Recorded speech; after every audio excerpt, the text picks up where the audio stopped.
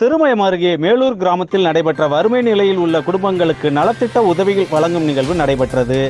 இந்நிகழ்வில் ஓம் நமச்சிவாயா அறக்கட்டளையின் ஒருங்கிணைப்பாளர் பாண்டியன் அவர்களின் வேண்டுகோளுக்கு இணங்க சிங்கப்பூரில் பல்வேறு நலத்திட்ட உதவிகளை தன்னிகரற்று உரிய பயனாளிகளுக்கு செய்து வரக்கூடிய அன்பு இல்லம் அறக்கட்டளையின் மூலமாக செவலூர் கிராமத்தில் தாய் தந்தையர் இருவரையும் இழந்து தனது பாட்டியின் அரவணைப்பில் வளர்ந்து படித்து வரக்கூடிய மாணவிகள் அபிநயா மற்றும் ஹன்சிகா சகோதரிகள் ஆவர்.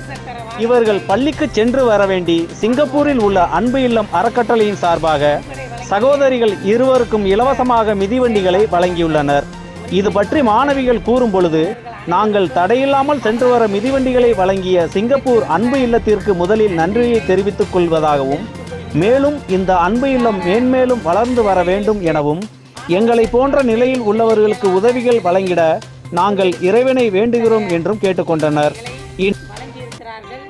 இது மட்டும் இல்லாமல் கடந்த 4 ஆண்டு காலமாக ஏற்கனவே பெட்டிக்கடை வைத்து பிழைப்பதற்கு தொகை வழங்கிய அவர்களுக்கும், மாட்டுகளுக்கு தீவன கடை வைப்பதற்கு ஏற்கனவே வழங்கியிருக்கக்கூடிய இந்த அன்பு இல்லத்திற்கும் நாங்கள் சிறந்தாழ்ந்த நன்றி கலந்த வணக்கத்தினை தெரிவித்துக் கொள்கின்றோம்.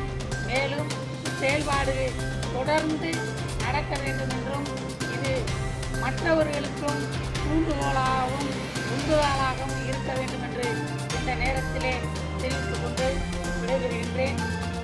மேலும் அங்கிருந்து நம்முடைய தமிழ்நாட்டில் இருக்கக்கூடிய பாண்டியன் அவர்கள் மூலமாக இத்தகைய அன்பு இல்லத்து தொகைகள் நாம் வழங்கி கொண்டிருக்கிறோம். ஆகவே அவர்களுக்கும் இந்த நேரத்திலே நன்றியை தெரிவித்துக் கொள்கின்றோம். நன்றி, வணக்கம். அப்பா அம்மா இல்லை, என் பேர் அபிநயா. நான் 12ஆம் வகுப்பு படிக்கிறேன். நான் நடந்து செல்லக்கூடாததுக்காக அன்பிடத்திலிருந்து மிதிவண்டி வளர்ந்துருக்காங்க. அந்த அன்பிடம் நான் வளரணும்னு கேட்கிறேன். நன்றி தெரிவிக்கிறேன்.